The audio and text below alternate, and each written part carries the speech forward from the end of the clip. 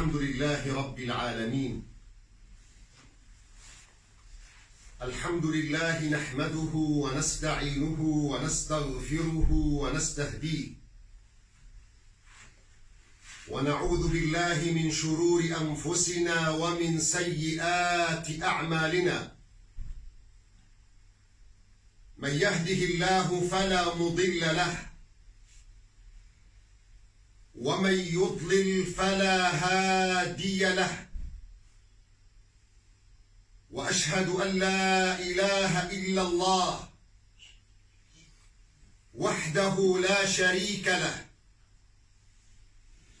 وأشهد أن سيدنا وحبيبنا وقائدنا محمدًا عبد الله ورسوله، وخاتم أنبيائه فلا نبي بعده. من رغب في سنة محمد وصل، ومن رغب عن سنته غوى وخسر وضل وانفصل. اللهم فصل وسلم وبارك على هذا النبي الكريم صاحب الخلق العظيم الذي أرسلته رحمة للعالمين، وعلى آله وأصحابه ومن سار على نهجه إلى يوم الدين. أوصيكم عباد الله بتقوى الله، أما بعد. أيها الإخوة، أكرمني الله سبحانه وتعالى في هذا اليوم المبارك باللقاء بكم، وباللقاء بأحبة أعزة على القلب. أسأل الله عز وجل أن يجعلها خالصة لوجهه، وأن يجمعنا كجمعنا هذا في بيت الله، أن يجمعنا مرة أخرى في بيت من بيوت الله في شامنا الحبيبة، وما ذاك على الله بعزيز. أيها الأحبة، إن كانت لي من وصية، وإن كانت لي من كلمة في مثل هذا اليوم، هي مقولة يقولها علماؤنا في السلوك: إذا أردت معرفة قدرك عند الله فانظر أين أقامك الله. إذا أردت أن تعرف مكانتك، مقدرتك عند مولانا الله، فانظر في أي مقام ومكانة أقامك الله.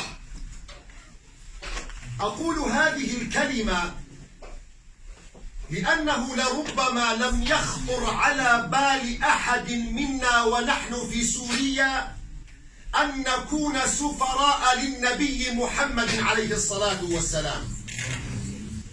لربما لم يخطر في بال أحد منا ونحن في معاشاتنا اليومية، ونحن نصارع الحياة في سوريا، أن نكون في موقف نكون فيه سفيرا للإسلام وسفيرا لرسالة النبي محمد عليه الصلاة والسلام. لكن هكذا دارت الأيام، فأتينا إلى هذه البلدان فأصبحنا سفراء للنبي محمد عليه الصلاة والسلام. أقول هذه الكلمة لأقول لك أن الله أقامك سفيرا للإسلام. أنت من دون رغبتك، وحتى من دون إرادتك، أنت كطبيب، أنت كمهندس، أنت كعالم، أنت كعامل، أنت كزوج، أنت كشاب، أقامك الله سفيرا للإسلام في هذه البلدان. المجتمعات الأوروبية بشكل عام هناك بعض العوائق أمامها بينها وبين معرفة الإسلام. لربما الألماني لا يمتلك القدرة، سواء قدرات لغوية، سواء قدرات معرفية، وربما تحريض إعلامي، ليس عنده مقدرة على الذهاب إلى القرآن مباشرة ليعرف ما هو الإسلام، ولربما ليس عنده المقدرة أن يذهب إلى صحيح الإمام البخاري أو صحيح الإمام مسلم ليتعرف على مقولات نبي الإسلام محمد عليه الصلاة والسلام. لذلك هو ينظر إلي وإليك، أنا وأنت صحيحان للإمام البخاري ومسلم الناطقين على الشارع، إن كنا أصحاب خلق قال عنا أن دينهم ذات خلق، وإن كنت أعزكم الله صاحب خلق سيء قال عني أن ديني هو السيء. إذن حتى من دون إرادتي أصبحنا سفراء للإسلام. أسأل الله عز وجل أن نكون سفراء جيدين للإسلام، وأن نذهب إلى حوض حبيبنا النبي محمد عليه الصلاة والسلام من دون أن تسود وجوهنا. أنا علمت من خلال أخي الدكتور علاء، أسأل الله عز وجل أن يمتعه بالصحة والعافية، أنه بدأ معكم في سيرة النبي صلى الله عليه وسلم، وليس بعيدا عن هذا الجانب لربما من المفيد أن أذكر نفسي وإياكم ونحن سفراء للإسلام في بلاد المغترب أن نقول: هل تعرفون أسس رسالة الإسلام؟ هل أعرف أنا؟ هل تعلم أنت أسس رسالة النبي محمد عليه الصلاة والسلام؟ إذا دخلت في موقف، إذا سألت سؤالا ما هو الإسلام، هل أستطيع أن ألخص الإسلام في كلمات بسيطات أعرفها للناس؟ أقولها بعد الاستعانة بالله عز وجل. أسس رسالة الإسلام 4، قواعد الإسلام 4 أمور هي أساسيات الإسلام ورسالة النبي محمد عليه الصلاة والسلام: الخلق الحسن، رحمة، تعليم، تيسير. أسس رسالة الإسلام. القاعدة الأولى والرسالة الأولى والمبدأ الأول أن الإسلام جاء بحسن الخلق ومكارم الأخلاق. في الحديث الصحيح نبينا محمد عليه الصلاة والسلام يقول: إنما، في اللغة العربية كلمة إنما أداة حصر، إنما بعثت مكمما لمكارم الأخلاق. النبي صلى الله عليه وسلم جاء ليتمم مكارم الأخلاق. في الحديث الصحيح أيضا النبي صلى الله عليه وسلم يقول: إن من أحبكم إلي وأقربكم إلي مجلسا يوم القيامة أحاسنكم أخلاقا. أيضا يقول النبي صلى الله عليه وسلم: حسن الخلق تبيد الخطايا كما تبيد الماء اللبن، وسوء الخلق تبيد الأفعال الطيبة كما تفسد الأفعال الصالحة كما يفسد الخل العسل. الله ربنا عندما أراد أن يمدح نبيا كان أن يستطيع أن يقول له: يا محمد إنك لمداوم على الصلاة، إنك لمثابر على القيام، إنك لمستمر على الصيام. وأخلاق كثيرة، صفات كثيرة عند سيدنا النبي محمد. لكن الله عز وجل عندما أراد أن يمدح نبينا محمدا عليه الصلاة والسلام قال له: وإنك لعلى خلق عظيم. الخلق العظيم الذي قال فيه سيدنا أبو هريرة رضي الله تعالى عنه: كنت مع النبي صلى الله عليه وسلم ذات يوم فمر على قبر، قال: إن هذا القبر يشتعل على صاحبه نارا.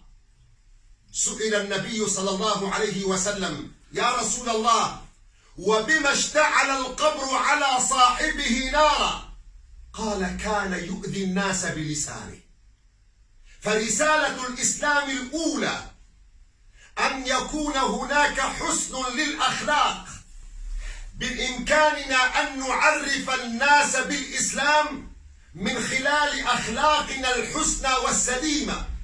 لذلك عندما طلب النبي صلى الله عليه وسلم أن يعرف لنا المسلم، لم يقل المسلم هو ذاك الذي يمتلك عمامة كبيرة، ولم يقل ذاك المسلم الذي يلبس جبة، وليس ذاك المسلم الذي يمتلك لحية طويلة، وليس ذاك المسلم الذي يثابر يوميا في المساجد على الصلاة، وإنما قال المسلم من سلم المسلمون من لسانه ويده. في رواية أخرى: من سلم الناس من لسانه ويده. هذه أسس رسالة الإسلام. الرسالة الثانية أن الإسلام دين الرحمة وليس دين الإرهاب والعنف. انظر الله سبحانه وتعالى عندما خاطب حبيبه النبي محمد عليه الصلاة والسلام قال له: وما أرسلناك إلا رحمة للعالمين. النبي صلى الله عليه وسلم عندما أراد أن يعرف نفسه ورسالته قال: إنما أنا رحمة مهداة. هذه حقيقة رسالة الإسلام، ومن دون تلك الرحمة لن نكون أصحاب سفراء حقيقيين للإسلام. انظر في الأحاديث الصحيحة عندما أخبر النبي صلى الله عليه وسلم عن امرأة كثيرة الصلاة كثيرة الصيام كثيرة القيام لكنها تؤذي جيرانها، النبي صلى الله عليه وسلم قال: أخبروها أنها في النار. في حديث آخر عندما أخبر عن امرأة أخرى صاحبة صلاة وصيام وقيام لكنها فقدت الرحمة فأخذت هرة فحبستها، لا هي أطعمتها ولا تركتها تأكل من خشاش الأرض، النبي صلى الله عليه وسلم قال: هي في النار.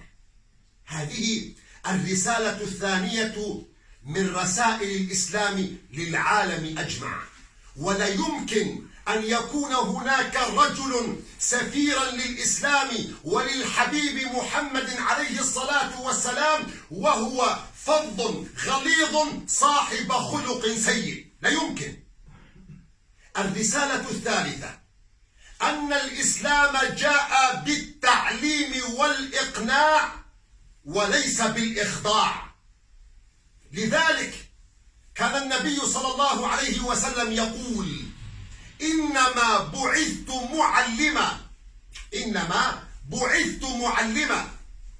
الصحابي الإعرابي الذي جاء إلى مسجد النبي صلى الله عليه وسلم وبال في ناحية من نواحي المسجد، قام الصحابة ليزجروه ولينهوه، النبي صلى الله عليه وسلم يقول: دعوه، في رواية لا تدرموه، في رواية لا تقطعوا عليه بولته. حتى أن انتهى الرجل من بوله جاءه النبي صلى الله عليه وسلم وهو صاحب الخلق العظيم ينصحه أن هذه المساجد بيوت الله لا تصلح لشيء من أمثال ذلك. قام الرجل وقال: اللهم ارحمني ومحمدا ولا ترحم معنا أحدا. النبي صلى الله عليه وسلم يبتسم ويقول: لقد ضيقت واسعا يا رجل. الشاب الآخر الذي جاء إلى النبي صلى الله عليه وسلم ويقول: يا رسول الله ائذن لي بالزنا. الصحابة يغضبون يقولون له: مه لا تتحدث بهذه الأمور بهذه الفظاعة مع النبي صلى الله عليه وسلم. النبي يقول له: دعوه، ثم يقول له: كلكم تحفظون هذه الأحاديث.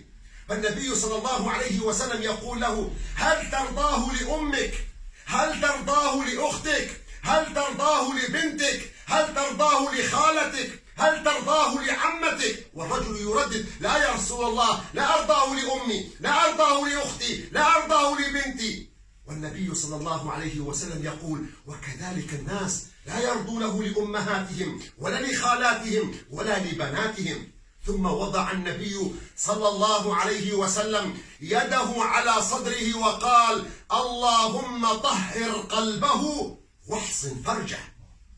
هذه الرسالة الثالثة من رسائل الإسلام، أن الإسلام جاء بالتعليم والإقناع وليس بالإخضاع. فرسالتكم وأنتم سفراء للإسلام أن تحاوروا الناس وأن تعلموهم وأن تقنعوهم، لا أن تخضعوهم.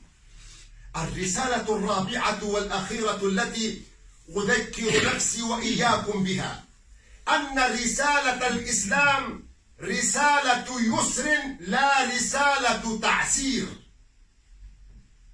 وعندما أتحدث بهذه اللفظة حقيقة ينتابني الكثير من الألم. ذكركم أخي علاء بوفاة والدي في 2005، وأنا هنا في أوروبا من 2006. أستطيع أن أقول لكم وأنا من 2006 إمام وخطيب في مساجد: العامل الأول للتفرقة بين الجالية الإسلامية هو إبعادهم لمقولة التيسير، هو إبعادهم لروح التيسير عن بعضهم. هم يعسرون على بعضهم، مع أن رسالة الإسلام جاءت بالتيسير وليس بالتعسير. ربنا عز وجل يقول: يريد الله بكم اليسر ولا يريد بكم العسر. النبي صلى الله عليه وسلم قال: لن يشاقق الدين أحدا إلا غلبه. ما من شخص أراد أن يعقد هذا الدين، أراد أن يصعب هذا الدين، أراد أن يعسر هذا الدين، إلا والدين غلبه. فالدين يسر، فالدين سهل. لكننا نعاقب بعضنا، نعذب بعضنا بأن نبعد هذه القاعدة عن مجتمعاتنا. انظر النبي صلى الله عليه وسلم في الحديث الصحيح يدخل إلى المسجد النبوي الشريف فيرى حبلا ممدودا بين ساريتين، بين عضلتين، فيقول: ما هذا الحبل؟ قالوا: هو لصفية زوجة النبي صلى الله عليه وسلم، تصلي ما شاء الله لها، فإذا تعبت أمسكت بالحبل حتى تستطيع القيام. فقال النبي صلى الله عليه وسلم: فكوه، في رواية حلوه، وليصلي أحدكم طاقته، فإذا فتر فليقعد. هذا روح رسالة الإسلام. الصحابة عندما جاءوا يشكون معاذ بن جبل لنبي الله محمد عليه الصلاة والسلام، صحابي من الصحابة كان يصلي في مسجد الحي، فالنبي قدم إليه بعض الشباب يشكون إليه: يا رسول الله، ذهبت إلى المسجد ومعاذ بن جبل من أهل الصفة، ليس عنده لا زوجة لا أولاد لا أعمال، يصلي خلف النبي صلى الله عليه وسلم صلاة العشاء، ويأتي وهو منشرح الصدر ويصلي بأهل الحي إماما، فصلى ولا الضالين آمين، فقلت يصلي ببعض السور، فبدأ بسورة البقرة: ألف لام ميم ذلك الكتاب، وبدأ. قلت ينتهي عند 100، عند 200، فاستمر. الرجل من شدة التعب، ولأن عنده موعدا في الصباح الباكر، هو فلاح سيستيقظ عند صلاة الصبح ليذهب إلى الحقل إلى العمل، سلم وبدأ يصلي منفردا لوحده وذهب. بعد أن انتهت الجماعة من الصلاة أخبر معاذ بأن رجلا فعل كذا، فقال: إن فيه خصلة من النفاق. الرجل لم يتحمل فسلم وصلى لوحده، قال: فيه خصلة من النفاق. فجاء الرجل يشكو إلى النبي صلى الله عليه وسلم: يا رسول الله، أنا صاحب عمل، اضطررت إلى أن أذهب، وقيل عني أني في خصلة من النفاق. النبي صلى الله عليه وسلم يغضب ويقول: إن منكم منفرين، إن منكم يا جماعة المسلمين من ينفرون غير المسلمين بالإسلام. هلا صليت بقل هو الله أحد وقل أعوذ برب الناس فإن خلفك الضعيف والمريض وذي الحاجة. هذه أسس رسالة الإسلام: الأخلاق الحسنة والرحمة التي أهداها الله لنا بميلاد نبينا محمد عليه الصلاة والسلام، والعلم والإقناع واليسر والسهل الذي موجود في الشريعة الإسلامية. متى ما غابت عنا هذه الأربعة فلا تتصوروا أن يهدي الله بكم رجلا واحدا. أقول قولي هذا وأستغفر الله.